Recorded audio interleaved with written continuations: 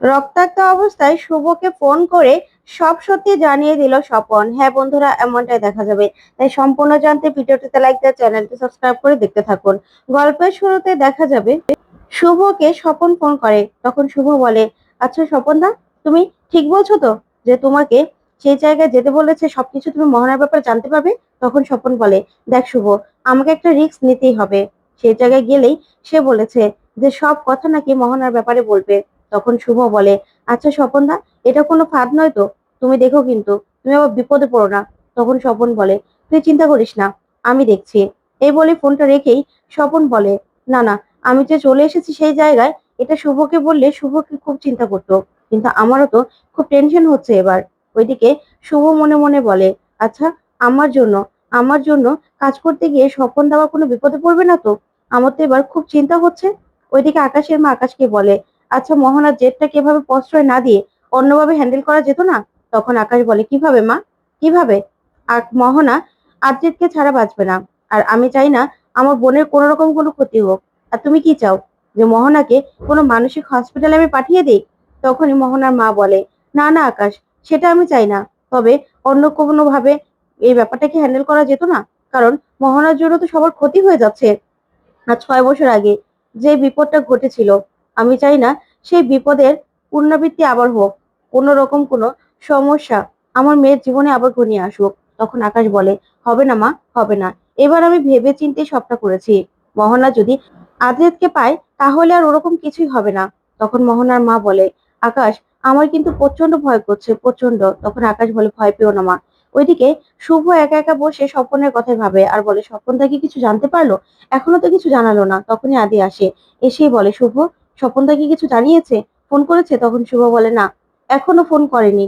তবে স্বপনদা তো গিয়েছে জানতে, যেভাবে আদা জল খেয়ে পড়ে আছে, কিছু না কিছু ঠিক জানতে পারবে। তখনই আদ্রিত বলে, আমার না খুব ভয় করছে, ভয় করছে গো। ওইদিকে দেখা যাবে স্বপনের উপর হামলা করে মোহনার ঠিক করা লোক। তখন ছেলেটাকে একদম জখম করে দেয়। ওইদিকে শুভ বারবার করে স্বপনের কথা চিন্তা করতে থাকে। ওইদিকে স্বপন তখনই শুভকে ফোন করে। তখন শুভ ফোনটা রিসিভ করতেই স্বপনের হাত থেকে মোবাইলটা পড়ে যায়। আর স্বপন কোনো কথাই বলতে পারে না। তখন শুভ বলে, স্বপন তো ফোন করলো কিন্তু কিছু তো বললো না, আমি ফোন করি তো। তখন শুভ বারবার করে ফোন করে, কিন্তু স্বপন আর ফোনটা তুলতেই পারে না। তখন আদি বলে, শুভ কি হলো, কিছু জানতে পারলে? তখন শুভ বলে, না গো, ফোনটাই তো তুলছে না। ওদিকে মোহনা আয়ান আয়ান করে চিৎকার করে ডাকতে থাকে। তারপরে দেখা যাবে সবাই মিলে আলোচনা করে যে আমরা তো কিছুই করতে পারছি না। এইদিকে এইদিকে দাদা ভাইয়ের অপারেশন করতে হবে, কিন্তু কিছু তো করতে পারছি না। কিন্তু শুভ স্বপনের কথাই ভাবে।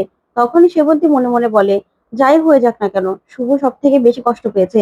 চোখের সামনে নিজের স্বামীকে এরকম পাল্টে যেতে দেখে কোন মেয়ে সহ্য করতে পারে?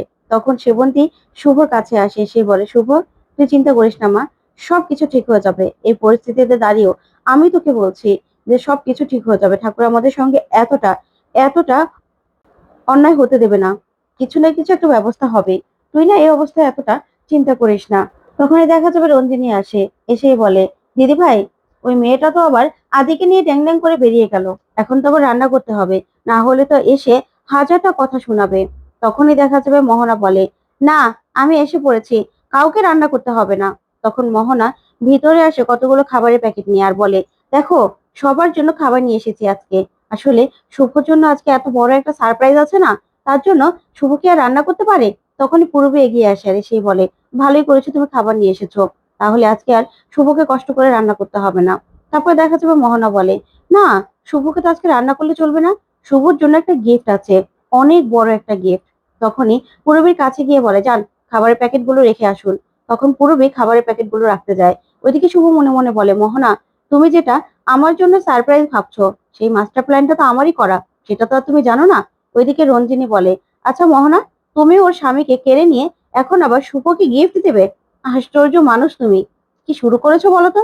তখন মোহনা বলে, হ্যাঁ, ওর জন্য আমি তো গিফট দেবো না, আমার হয়ে ওর স্বামী ওকে একটা গিফট দেবে, অনেক বড় গিফট। আয়ান, ভিতরে এসো। তখনই আদি ডিভোর্সের কাগজটা নিয়ে ভিতরে আসে। তখন সেবন্তী বলে, আদি, এটা কিসের কাগজ? কি এটা? কি নিয়ে এসেছিস তুই, বল, বল তুই কি নিয়ে এসেছিস? তখনই মোহনা বলে, আরে আয়ান বলো না। আয়ান মনে হয় লজ্জা পাচ্ছে। আসলে আমিই বলছি আপনাদেরকে। তখনই মোহনা ডিভোর্সের ব্যাপারটা হাতে নিয়ে নেয় আর বলে, এটা হলো ডিভোর্স লেটার। আয়ান আর শুভলক্ষীর ডিভোর্স লেটার। যা শুনে সবাই চমকে যায় আর বলে, কি বলছো তুমি? ডিভোর্স লেটার মানে? তখনই মোহনা বলে, হ্যাঁ, এটাতে সই করলে ব্যাস দুজনের ডিভোর্স হয়ে যাবে। কি শুভলক্ষী, এবার কার সঙ্গে পাঙ্গা নিয়েছিলে? বুঝতে পারছো তো? আমাকে বলেছিলে না যে আদ্রিত রয় শুধুমাত্র তোমার, তুমি নাকি ওকে ছেড়ে আর কোথাও যাবে না। আবার এবার দেখো, আমার সঙ্গে চ্যালেঞ্জে তো তুমি হেরেই গেলে। আয়ান শুধু আমার, আয়ান আমার হবে। ওদিকে সেবন্তী বলে, কি বলছে আদি এসব? কি বলছে? তুই কি মাথাটা খারাপ হয়ে গেছে? তুই শুভকে ডিভোর্স দিবি? না, তুই শুভকে একদম ডিভোর্স দিবি না।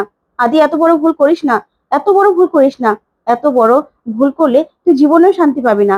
তখনই সবাই মিলে আদ্রিতকে বোঝাতে থাকে আর বলে, আদি তুই প্লিজ এই ভুলটা করিস না, তুই শুভকে ডিভোর্স দিস না। ওইদিকে মোহনা হাসতে থাকে। তারপরে শুভ তাকিয়ে থাকে আদির দিকে। এদিকে ঠাম্মি বলে, এই অলক্ষী বাড়িতে এসে সবকিছু ছাড়খাড় করে দিল। এই মেয়েটা একটা অলক্ষী, আমাদের সংসারটা পুরো তছনছ করে দিল। না হলে আমাদের ঘরের লক্ষ্মী, তাকে তাড়াতে কিনা ডিভোর্স লেটার নিয়ে আসে। দাদু ভাই, তুই ডিভোর্স দিবি না, কিছুতে ডিভোর্স দিবি না, এই মেয়েটার কথা একদম শুনবি না, শুনবি না তুই এই মেয়েটার কথা। তখনই আদি বলে, দেখো, আমার না কিচ্ছু করার নেই। আমাকে আমাকে এখন আর এগুলো বলে কোনো লাভ হবে না, আমার যে কথা শুনতেই হবে। তখনই ঋদ্ধি বলে, দা ভাই, কি বলছিস তুই? না, তুই কিছুতেই শুভদিকে ডিভোর্স দিবি না, কিছুতেই না।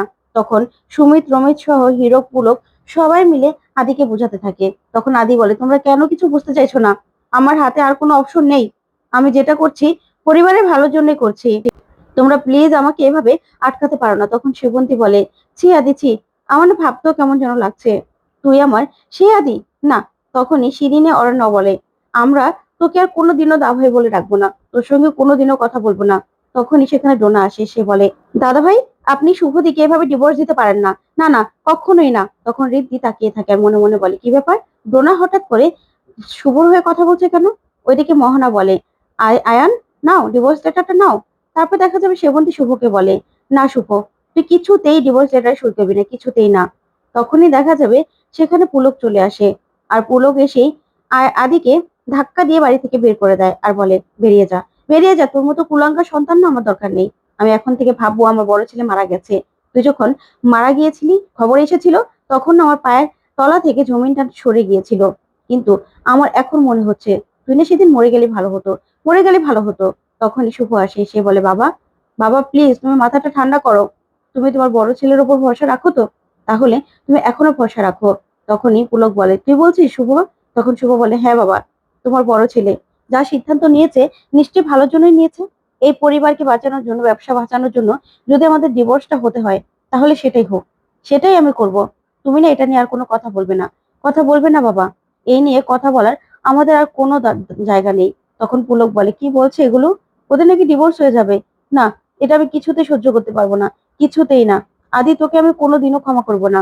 তখনই শুভকে সবাই বোঝানোর চেষ্টা করে, আটকানোর চেষ্টা করে, কিন্তু শুভ কারো কথা শোনে না। তারপর মোহনার কাছে গিয়ে ডিভোর্স লেটারটা হাতে নিয়ে নেয় আর তখন বলে, দাও, কলমটা দাও। তখন মোহনা কলমটা দিলেই শুভ সেই ডিভোর্স লেটারে সই করে দেয়। তখন কান্নায় ভেঙে পড়ে সবাই। ওইদিকে শুভ আদির সঙ্গে মিলে প্ল্যান করে 24 ঘন্টার মধ্যে মোহনার রহস্য ফাঁস করবে। তো বন্ধুরা, কেমন লাগলো আজকে আপডেট, কমেন্ট করে